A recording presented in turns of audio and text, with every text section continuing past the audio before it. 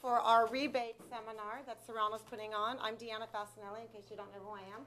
I'm the Mayor Pro Tem here, and thank you for coming. We have our Councilman Brad Reese also in attendance. And I'd like to introduce you to Serrano's Water Board. If you could raise your hand. We have our President, Woody Rickrell, over here in the back. And we have our Director, Frank Bryant. We have Director Rich Fresky. We have Director Larry Ferris right here, and Director Jerry Haight. And he's out of town, so he's not here. They came here today to talk about conservation and also to let you know what kind of programs are out there for rebates for removing any landscape that is not water tolerant. So what we'd like to do here is I'm going to introduce Mr. Fresky here, and he's going to give you a little bit of information on the rebate program, and then we'll continue on with the program. Hi there. I got to tell you, I'm really, really happy to see so many people here. A couple of years ago, we had a town hall meeting, and we had one person. So thank you all very much for coming. I'm Rich Fresky, and I'm a member of the Board of Serrano. But as the president of the Independent Special Districts of Orange County, I'm pleased to be here because we have one of our smallest districts sponsoring one of our largest districts. Serrano is the smallest district of all the special districts.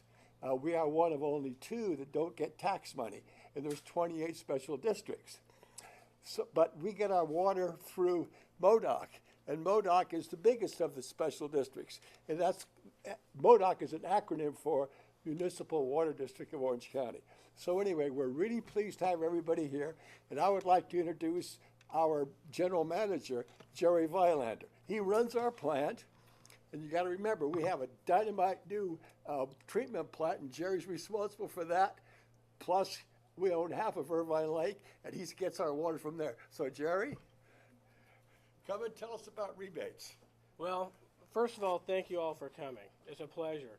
Really, the reason why I'm here today is just so you can see my face, because being such a small district, really anyone can come right into the office and they can see me. Michael, right? Michael came in one day and I was able to help him out, and it's just that personal connection we have as a small district. And what I was able to do for him is give him some ideas and concepts in order to save water, which then saves something else, right? What's that? Money. So really, I think everyone's here today just to really hear all the rebates that are available, because there is actually a conservation ordinance that we did enact on July 31st, 2014. And I believe what folks would really like to do now is try to find out ways that they can conserve in order to basically conform to the mandates. But one thing I do want to reiterate to everyone here that was mentioned at one of the council meetings is that we are not here to punish the residents and the consumers. We're here to help you out, okay? Again, just come into our district. We'll help folks out. We'll send our staff out to your house, give you any assistance that you need, and do whatever we can to help you out, not punish you. We do get phone calls, and we have got them this last week. Hey, we have a neighbor who's wasting water, or we have a neighbor whose water's just pouring down the street. I don't think any neighbor here is intentionally wasting water. I think they don't know that they have water running down the street. I think they didn't wake up in time to see it. They need to reset their timer. Give us a call, we'll go help them out. We're not here to punish them, we're here to help them. With that, I would like to turn it over to Joe Berg, who is the Water Use Efficiencies Manager with MODOC, and he's going to go through the gamut of information, the wealth of information that is available through MODOC, because they actually manage the water use efficiency rebates, and through them, we offer the program. And not only will he mention the rebates, but also mention the drought, the situation we're in, the water supply situation, and then go into the rebate information. With that, I have to turn it over to Joe Berg. Thank you. All right, good evening. Did everybody come here just to get out of the heat into a nice air-conditioned room? Well, thanks for having me today, and I'm happy to try to share all the information I have with you tonight about our water supply situation, and then I also will talk about incentive programs that are available to consumers throughout Orange County. So Just to expand a little bit on what was said earlier, I'm with the Municipal Water District of Orange County. We're a wholesaler of imported water from Northern California and the Colorado River. Orange County has two main sources of supply. It's that imported water that I mentioned, and then groundwater. About 50% of our total countywide demand is met through imported. The other 50% is met through groundwater. Orange County is also a world leader on recycled water, and it's done in a number of ways. It's done for irrigation. It's done for dual plumbing of buildings. It's done to replenish the groundwater basin.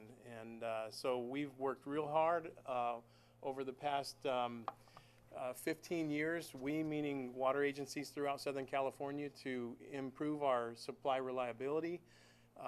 One example is the Diamond Valley Lake out near Hemet. That's an emergency water storage reservoir. Stores about 800,000 acre-feet of water. It's a great fishery, so there is recreation, but most importantly, it is an emergency source of water supply should we have a pipeline break that limits our ability to get water from the Colorado and from the State Water Project. Serrano Water District is a member agency of the Municipal Water District of Orange County. We have a total of 28 retail agencies that we work with. We essentially serve the entire county, excluding Anaheim, Fullerton, and Santa Ana. So we serve everywhere else. So I'm going to go into a water supply update, and then I'll talk about incentive programs, and then I'll close with some educational programs. I'm happy to respond to questions along the way. I'd like to make this as informal, so if anybody has a question as we're going, don't hesitate to raise your hand. So this is an image you may have seen in the Orange County Register on September 3rd. I believe it made the front page. But this is a map from the National Drought Center that gives us an indication of what our drought outlook is. And you can see the smaller states there on the left, starting at the top. It's a kind of a progression of time. You can see most of the state is in gold. That's considered severe drought. Then you're starting to get into some of the red. That's extreme drought. And then the dark red is exceptional drought. And so you can see almost the entire state is in an exceptional drought situation. On the right-hand side, you can see not very well reservoir levels, and I'll talk more about that in a moment. So this is a look from California's perspective, and if you broaden that out to the country, you can see, and this is a little bit more recent projection, that the whole western U.S. is in a pretty dire situation. You can see their long-range image, 65% chance of a weak El Nino condition. That could be good for us, but there's no guarantee that even with an El Nino condition that we're going to get rainfall. If you look at all the historic El Nino events, we really have kind of a mixed bag on that. Not every El Nino condition gives us a lot of rainfall. And what's most important is not necessarily the rainfall, but the snowpack in the Sierra Nevada mountains. We rely on that snowpack as a reservoir to store the water, letting it melt slowly into our reservoirs so that we can put it to municipal and industrial use. This is a graphic. We've noticed that for the past couple years our water use has increased. You know, we had the previous drought in 2009, 2010, our demands dropped. We also experienced a recession, so demands dropped from that as well. We're coming out of it. We're calling it a rebound effect, where our demand is starting to climb back up again. And you can see the blue areas between the bars. That represents what our average temperature is for those months. And the dark blue bars are 2013, and the gold bars are 2014. So you can see our temperatures are up, and when temperatures are up, irrigation demand is up. And in 50% of our total demand in Orange County is for irrigation of our landscapes. That's a pretty substantial amount of water. And it's also reason why we have to be real diligent about how we manage our irrigation. So this is a look at our average rainfall. The big box there, we get an average of about 11 inches of rainfall per year. Last year we only got 3.7 inches. And this year we've only got 2.3 inches. So you can see we're well below the average rainfall for Orange County. Going back to the importance of managing your irrigation question. Fiscal year is July 1 to June 30. You still have a long way to go on this year. That actually would be fiscal year ending 14. So it's 13, 14, and then the green section is 12, 13. So how many people here know how much water you should apply to your turf grass? You're honest. I like that. In Serrano, is actually about 70 to 80% of the water here in the Serrano territory is collected there. Yeah. So turf grass requires about 4 feet of water per year. That's this much water. My eyes would just barely be up out of the water. That's a lot of water, especially when we only get about a foot of rainfall. And we can't always use all that rainfall for that turf grass. So turf grass requires more water than any other plant. And once people start understanding it, they realize, wow, that's a huge amount of water. That's where most of your water bill's going, is to irrigate turf grass. California-friendly trees and shrubs may only require about 20 inches of irrigation a year. So by contrast, turf grass consumes a lot of water.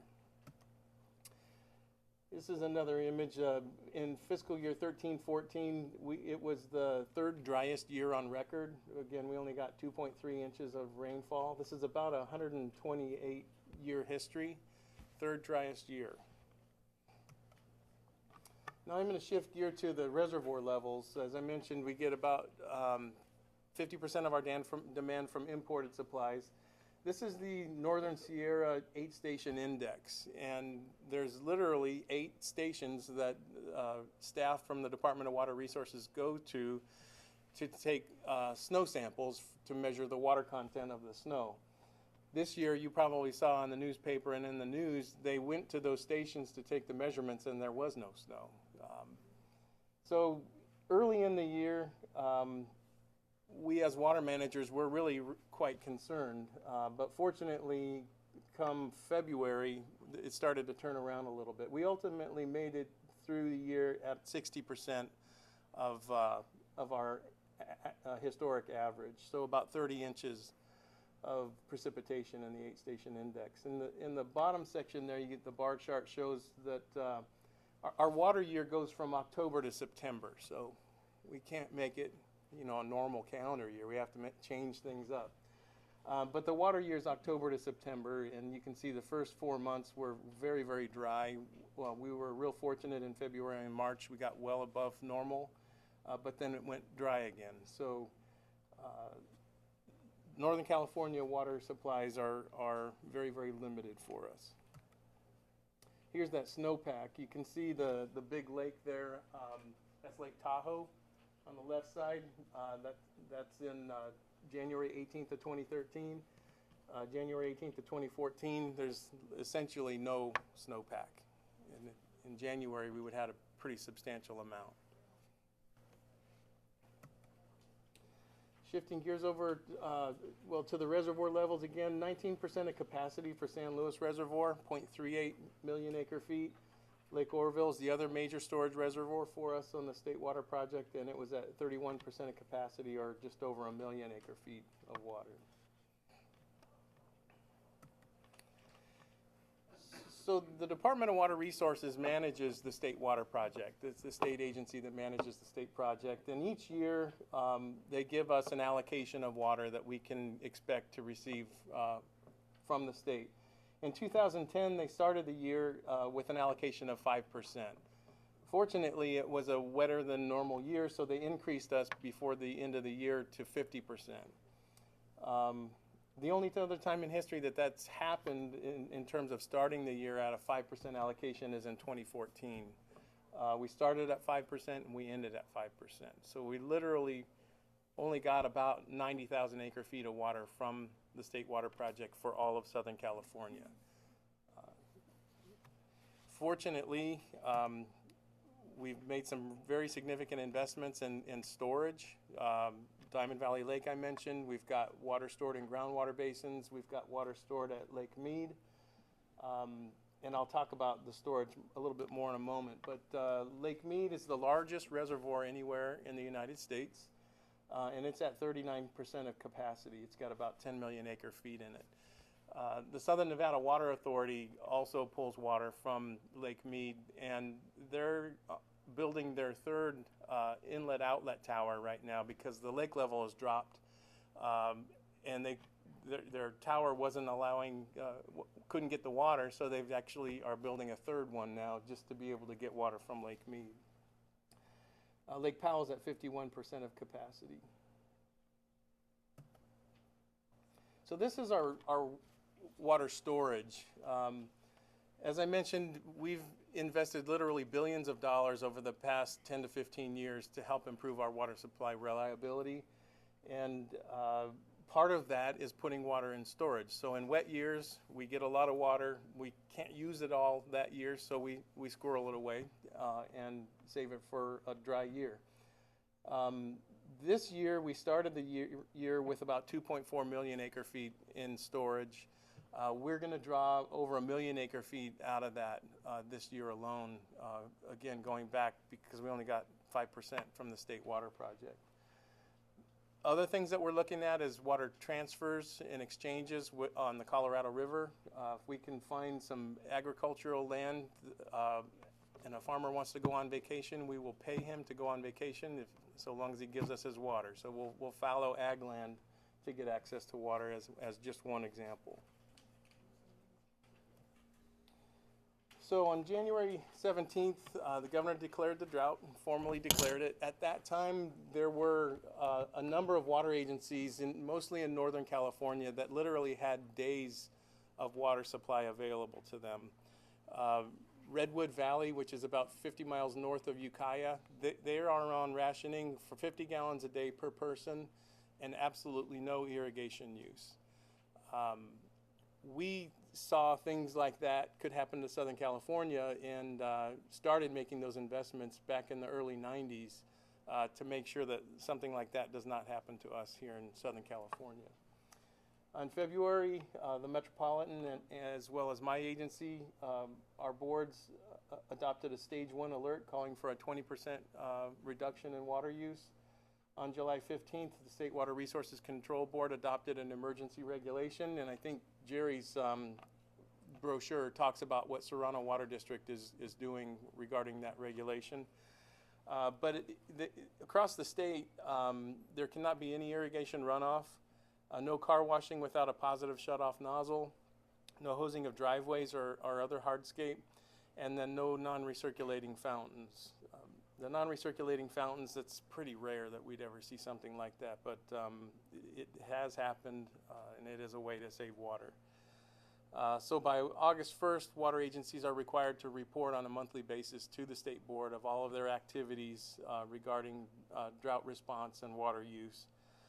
And again, see Jerry's brochure or stop by his office to ask him on any questions you might have following today's discussion. So I'm going to transition now away from the doom and gloom and now talk about ways to help you save water. Yes. The Orange County Water District manages the large groundwater basin here in North Orange County. Because that's a managed basin, it's in good shape. There are other basins in the state that are not managed. They're what's called adjudicated.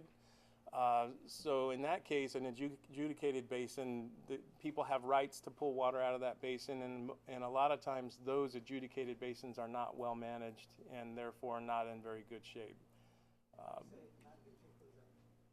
Overdrafted. So they're based on their capacity, they might have a small amount of water in it available for use compared to a well-managed basin. Yes. Yes, we are looking at that.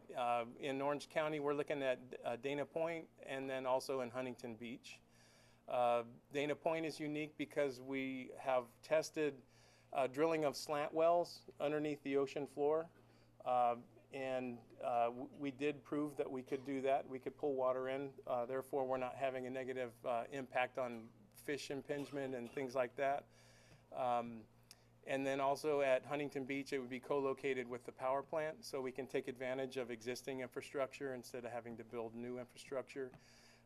Desalination will happen in Orange County, but it is very expensive relative to our other existing supplies. So we're really trying to balance the timing of bringing on a desalination plant with and keeping in mind the cost of doing that. So. What's the comparison now? What is desalination per acre foot or versus? Our imported water right now is just about $1,000 an acre foot. Recycled water is about $1,600 per acre foot, and ocean water desalination is $1,800 per acre foot. So. Whatever happened to the dam? Sacramento? I'm not familiar about a dam. Are you talking about the peripheral canal? No, Is it the I think it's in Auburn. Auburn Dam?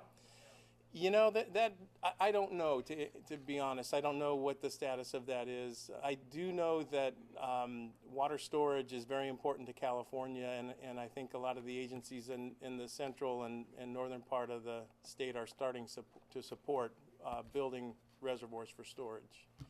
What collaboration are your agencies having amongst themselves to streamline the permit process for new plant construction? That seems to be the real slowdown. Yes. We actually have had workshops on permit streamlining with permitting agencies. It's a difficult thing to convince a permitting agency that they should streamline something. They usually try to hold that control pretty close to their vest. We do know that in our drought situation, that actually will be beneficial to us in terms of helping to streamline permitting. So that. Turn their water off, you'll get their attention. Yeah. Yes.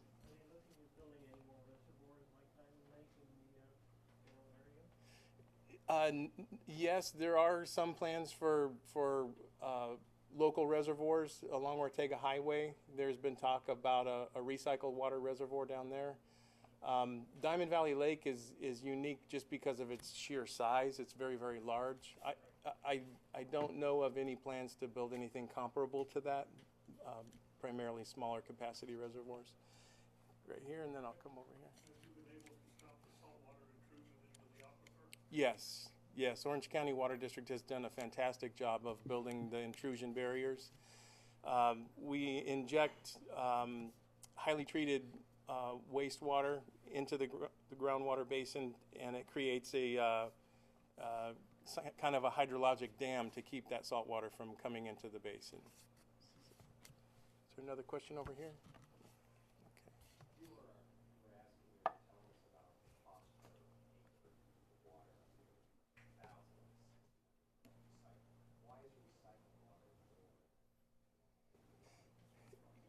In large part because you have to build an entirely new distribution system.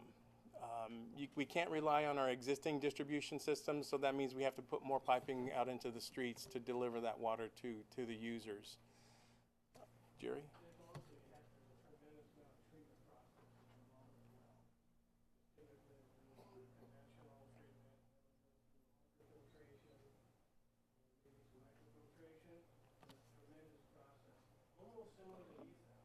Yes.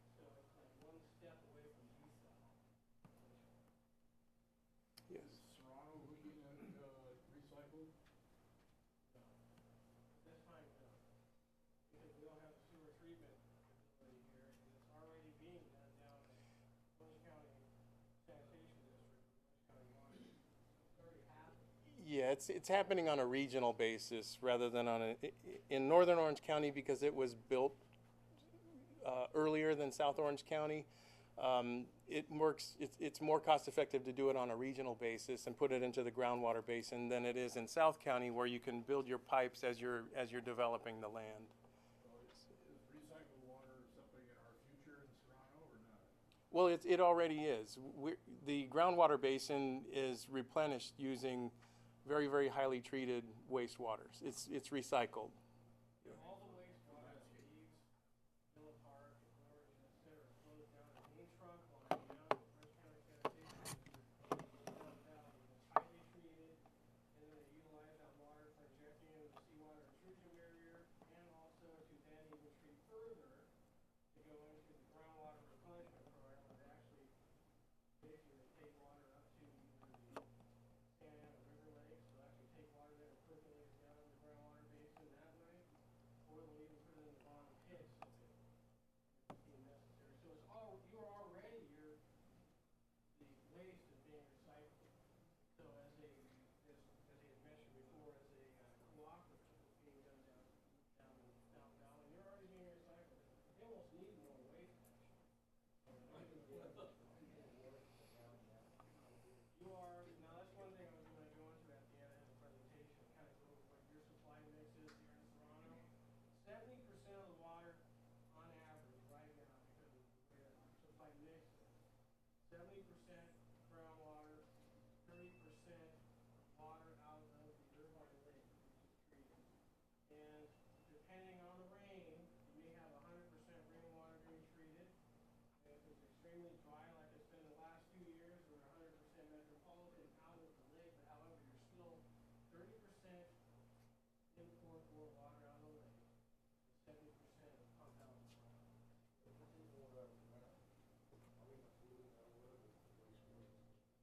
No, because what's happening with that wastewater that is being, when you flush, I'm going to use the terminology here. And wastewater is sent through your pipes, that go out to the street. And then there's a collection system which is completely sealed from going into the river, which is conveyed to the main trunk line. I'm not sure where that is here in Villa Park.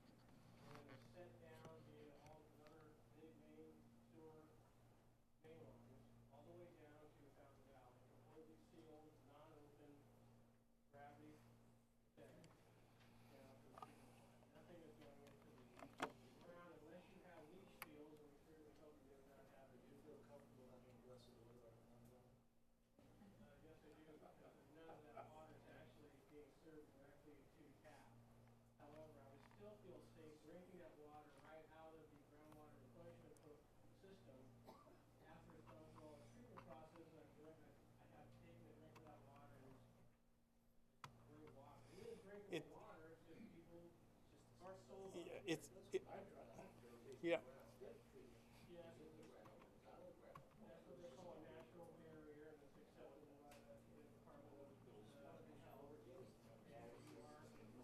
there are some molecules you'll get, but it's perfectly acceptable, safe drinking. Yes. Did you say that 70% of our water use is for irrigation? In Serrano's service area, 70 to 80% of the water use is for irrigation. Breakdown, for example, for pool usage, toilets, etc., showering, is there something? Looking at the best ways to save water, Yeah. irrigation is the way to go. Yeah, landscape irrigation is, I would make your first and foremost priority to cut back on water use. On the indoors, I would recommend making sure you have water efficient toilets. The toilets are probably the next highest water user for a specific activity. And then from irrigation, Mike really into this. From an irrigation standpoint, it's not just cutting back on the days you can water it, it's actually the pipe system. Yes. In our backyard. Yeah. We're noticing we have some old, very thin PVC, Yeah. or whatever it's called. We're replacing that. So is there any incentives to actually replace irrigation lines that would be tighter, consequently no leaks? Yeah, I'm going to get to that. But I'm going to take this question and then I'm going to move on to talk about the rebate incentives. One of the, or two of the items I think about when we moved here, our house is single-story, sprawling heater, one of the water heaters in the garage. And I would jokingly tell people I could turn the hot water on in the kitchen and go to lunch before it got there. And so what I did is to put a 10-gallon electric water heater right outside my kitchen window, covered, you never know it's there, and ran the hot water line into it, and then into the cold water inlet of the heater. So we have instant hot water. I I'm sure that a lot of us are wasting a tremendous amount of water, waiting for the water to get hot Yeah. for a shower or to do dishes. Yeah, that warm-up water, we call it, it can be very, very wasteful. One And of the things that the cities, it amazes me that nobody's done it. It should be mandatory that you can't pull a permit to build a home unless that home has a water recirculation system in it. That should be mandatory. That should have been mandatory for the last 20 years. yeah. Yeah, there's a couple ways to handle it. There basically are recirculating systems. There's two basic types. One is activated by pushing a button. So you'd mount this recirculating system at the point farthest away from your water heater. You push a button on the counter, and it will circulate that water until all that cold water is evacuated from that hot water line. And it basically puts that cold water into the cold water line, so it's not wasted. So there's button activated. The second type is timer activated. So if you know that you're going to use the water from 7 to 8 in the morning and then from 6 to 7 at night, you can program your timer to turn on for those windows of time, and it'll recirculate that water. Unfortunately, we don't have rebates for that because each home is so very different. We haven't been able to come up with a way to quantify the water savings so that we could calculate an incentive level. But those recirculating pumps you can get at Home Depot or Lowe's for about $135. And I've been told that they're pretty simple to install. So if you're handy, you can do it yourself. Otherwise, you can hire a plumber and they can do it for you. They're not so easy to do if the house is already built. Actually, to do it properly requires a small 3/8 copper return line from the furthest point. Yes. Yeah, we have one at our house, it's got a return line that goes back. Ours is actually based on temperature, so it senses when the water's turning cold. And we've got them pretty sprawling now, so you turn on, it's instant. Yeah. The worst is my master shower, obviously, so that's about 20 seconds, but Yeah. mostly it's, I don't know. Yep, that's a great way to save water because that's just going right back into your plumbing system. It's not going into the sewer system. So. What you're saying is, it's a great way to do water. Haven't figured out a way yet, figure out a rebate of $50, $25. Yeah. And it sounds like pretty much a no-brainer. Throw 25 or $50 there. People. Yeah. It costs us about $60 to process a rebate. So it doesn't make any sense for us to pay a $25 rebate when it costs us $60 to process the rebate. So there is a balancing act that we have between a reasonable incentive level and You're assuming that's the only rebate a household can get. If there's multiple rebates, theoretically it's processed once, so your cost is up. yeah, what we see is usually it's one item at a time. So. One thing I'd like to go ahead and roll right into the rebates. Okay. And then we'll have another, we can follow up if there's any more questions that you built up over this time, we can say them or right after the rebate presentation. So smart irrigation timers are modern timers that have the ability to automatically adjust the irrigation schedule as the weather changes. So these technology came out in the late 90s. We conducted studies. We verified that they save water, they reduce runoff, and they reduce non-point source pollution. They usually are linked right into a weather station that's mounted to the eave of the home. It'll sense the temperature, solar radiation, the rainfall, and it'll convey that information to the timer, and the timer on a daily basis will adjust the irrigation schedule. So if we get a real hot situation like we have today, it may tell it to irrigate at 105% of your base schedule.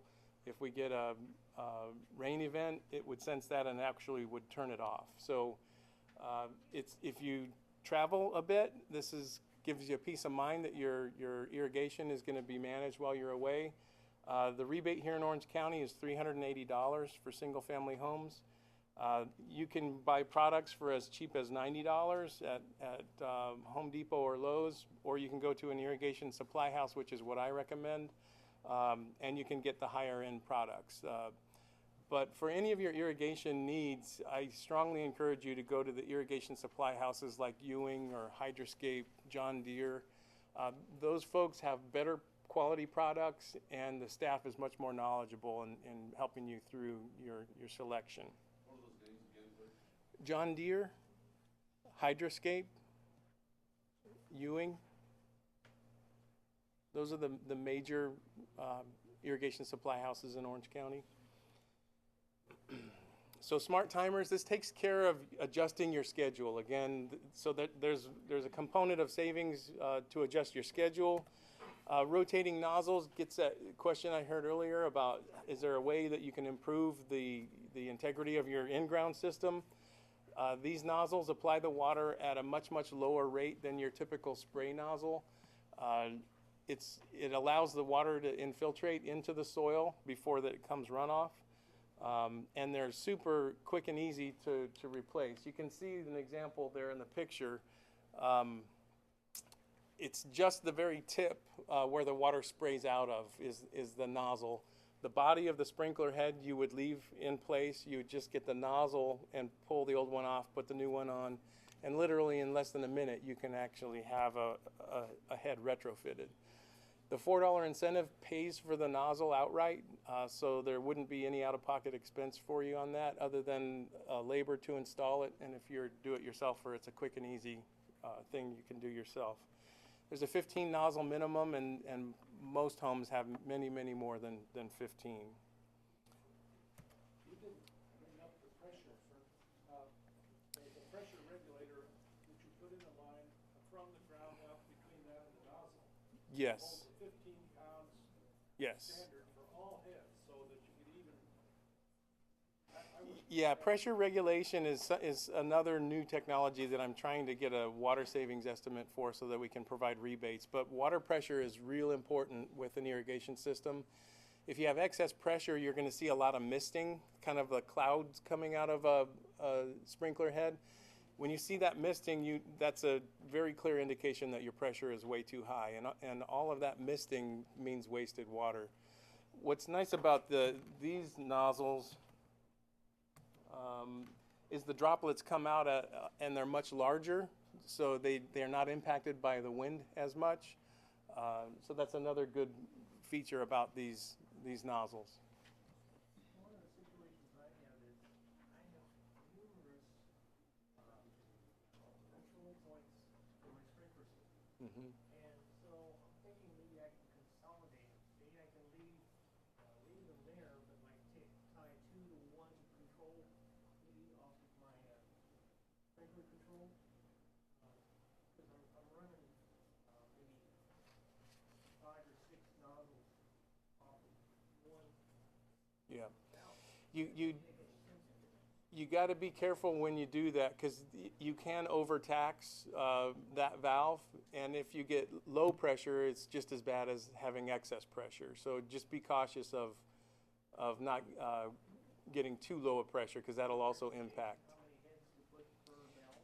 It's different for each manufacturer. So yeah, you can. The irrigation supply houses could help you with that. Okay. I've got 12 on one of mine. By putting the pressure regulator in there, you can put more heads on it. Mm-hmm. Let me make one comment on the MP rotating nozzles. If you're installing a new landscape at your house, you can probably put close to 2 to 3 times more nozzles on this typical system. Yeah. I'm, being the fact that this is recorded and et cetera, I'm a little, my personal experience at my house, I was able to consolidate 3 stations and have them all come on at once after I put the MP rotating nozzles on. What that means, if you're putting in a new system, you can probably get away with 2 less controllers, right? And so you can get a much smaller, weather-based irrigation system. I mean, really, the MP rotator, in my opinion, is one of the best things I've seen in irrigation. The precipitation rate for a typical spray nozzle is about 1.6 to 1.8 inches per hour. The MP rotator is 0.6 inches per hour. So Jerry's example, you can put more nozzles on one valve if you're reducing the flow rate. Are those compatible with Orbit and Rainbird? Rainbird, yes. I'm not sure about Orbit. Yeah, I have them on Orbit. Can you give us a phone number for the irrigation supply house? I don't have the phone number handy, but if you do a Google search for Ewing or Hydroscape, they have stores throughout Orange County. So the turf removal rebate program is going like gangbusters right now. We are offering $2 per square foot. There is a 250 square foot minimum. You can take out your turf grass and install permeable pavers. You can install synthetic turf. You can install California-friendly trees and shrubs, ground covers. At the beginning of the calendar year, we were receiving about 5 applications a week, and we received 40 applications just today. So the popularity of this program is huge. Please don't misunderstand my message on this. We're not saying no turf grass. We're just saying functional turf grass. So when my kids quit playing in the backyard, got rid of the swing set, put in my barbecue and a fire ring, and got rid of all the grass. Now the kids aren't even playing in the front yard, so I'm going to be getting rid of the grass in my front yard. So hopefully I'll see a big reduction in my water bill. Yes. Is there anything as far as taking trees out? No rebates for trees. No, we want to encourage trees because they can shade the homes and reduce your energy bill. Now, if you have a tree that's giving you root problems, I'd take care of that because your costs later on can be far more. On the turf removal rebate program, it's real important that you do not begin taking out your turf grass until after you've gotten authorization to proceed. We do have mandatory pre and post inspections. The importance of the pre-inspection is we actually measure the area that you're going to be removing. That gives us the ability to calculate what your rebate will be, and then we take that money and set it aside specifically for your project. So we actually pull that money out and set it aside with your name on it. If you've already taken it out, there's no way we can get that measurement, and there's no way we can calculate what your rebate should be. So don't start that process until after we've given you authorization to proceed. Do you have to do everything at one time, or can you do a section at a time? You can do sections at a time, but they have to be a minimum of 250 square feet each section. And if you need, we give a 60-day construction time frame. If you need more than 60 days, just let us know, and we will extend your time for you. So we would rather see you do as much of it at once as possible. And if that means you just need a little more time, we can work with you on that. Can I ask you a question? I just spray about 4,000 square feet of Roundup onto the lawn. Does that mean that falls in the definition I've already taken? No, that's a good question. Or if you've just turned your water off because you're trying to respond to the drought, so long as we can see that there was previously live and well-maintained grass, we will accept that. So if it's a dirt patch, we're not going to accept it. If it's a weed patch, we're not going to accept it. But there's some people out there that are very, very proud about their weed patches, and I have to bum their party and tell them this is a weed patch. This doesn't qualify. Where does the money come from for these rebates? The majority of our funding comes from the Metropolitan Water District of Southern California, the Department of Water Resources, the Bureau of Reclamation, so local, state, and federal sources. I think he wants maybe a little more clarification where it really comes from. What it is that when you pay your water rate and we import water, we pay them for the imported water. So there's a certain slice of that's taken out and put into water conservation programs, and then it's reciprocated back to you with these great offerings. So that's really where. So essentially, you are paying for it. I mean, so you might as well take advantage of it and apply for it, and get your money back and actually save money down the road. It sounds a little off, but that's just the way the program works. Yes. What's the current timeline for the backlog for inspection, for pre-inspection? I haven't sprayed, but I haven't watered it. Yep. As soon as, if you submit your online application, say tonight, my staff will process the inspection work order to Jerry's team, and as soon as Jerry's team can get to it. So you guys are fortunate that Jerry's really on top of things and can get that processed quickly.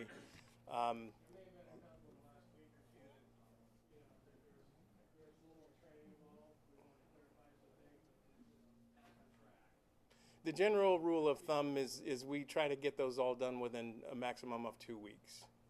So. What website do we go to for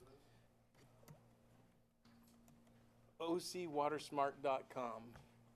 Now, I did fail to mention, did everybody get a handout? Because there's just a few left here, but there's a big stack in the back as well.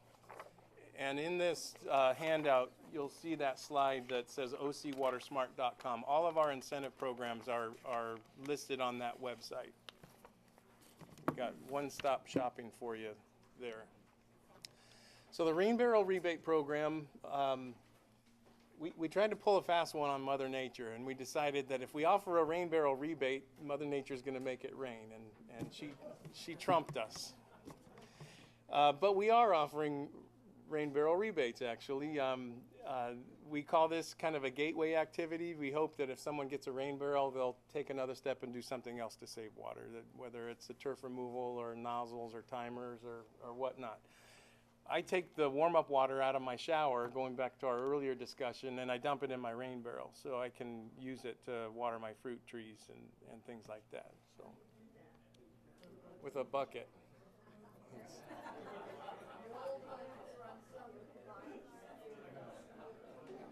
With a bucket and a watering can is. So.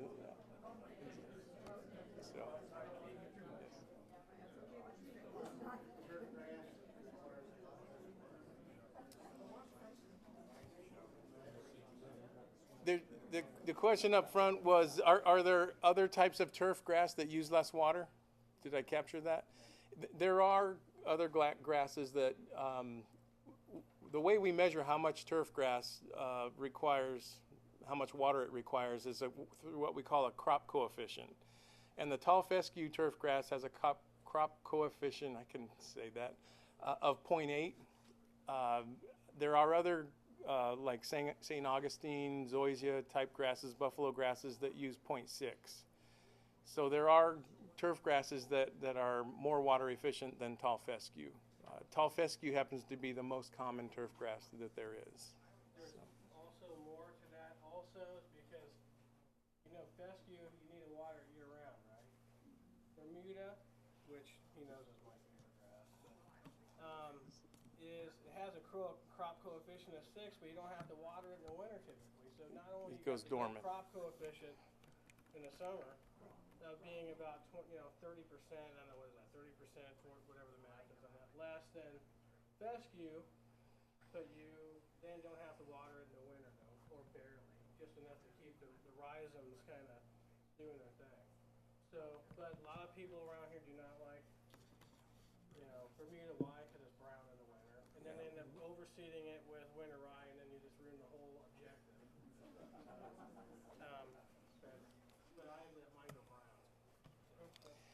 So a couple more slides. High efficiency toilet rebates. We still have toilet rebates. We've been offering those since the early 90s. High efficiency clothes washer rebates as well. $100 for the toilet, $85 for the clothes washer. Are there any rebates for, pool pumps? No, we don't have anything like that right now. There may be rebates from the Edison company. Yeah. So again, OCWatersmart.com is your one-stop shop for rebates. And now just a couple more slides. I'm almost done. The WaterSmart Home program is, you can access that also at the OCWatersmart.com website. This program, we will send a technician to your house, and they will evaluate, they'll flow test all of your plumbing fixtures, they'll do a walk around in your yard and look for ways that you can save water in your landscape. We take the data we collect while we're on site, we put it into a database and spit out a report that gives you very specific recommendations on ways that you can save water. If there's rebates available for those recommendations, we'll actually call those rebates out for you right there. Anytime we see that you're doing something that's already very efficient, we give you points. And so if you earn 100 points, your home will be deemed a WaterSmart home. And what we're hoping is that this program will become popular with the realtors, that eventually people will be looking for homes that qualify, that they're, you know, the mortgage companies will give you favorable rates, because if you have a lower utility bills, you have a higher ability to pay your mortgage. So this is a brand new program. We invite you to participate in it. The other California-friendly landscape training is an education program. We offer it to residential customers. It's a watershed-based approach, so it's different than what we've done in the past. It helps link the fact that the ocean does start in your backyard.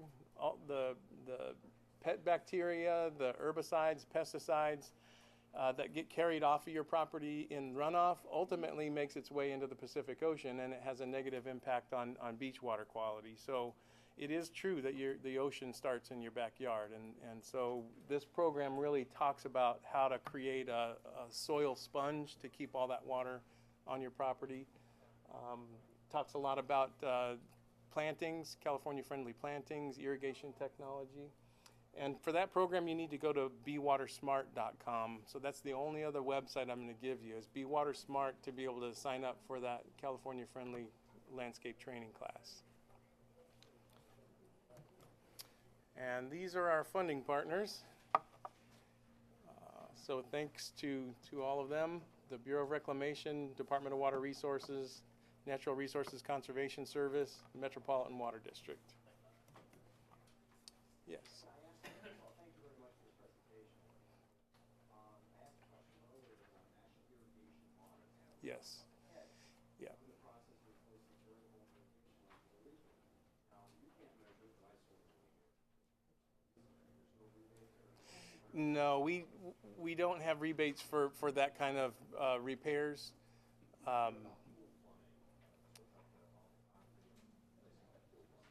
No. Hold on 1 second, folks. What I'm going to do is, what we should do is probably take about a 1-minute break, and those folks who want to stay. What, Q&A, and those who may want to leave can leave. It's up to you. But this way, there's not what I call, that noise and people leaving and all that when the questions go. So we'll just take a 1-minute break, and then we'll go into Q&A.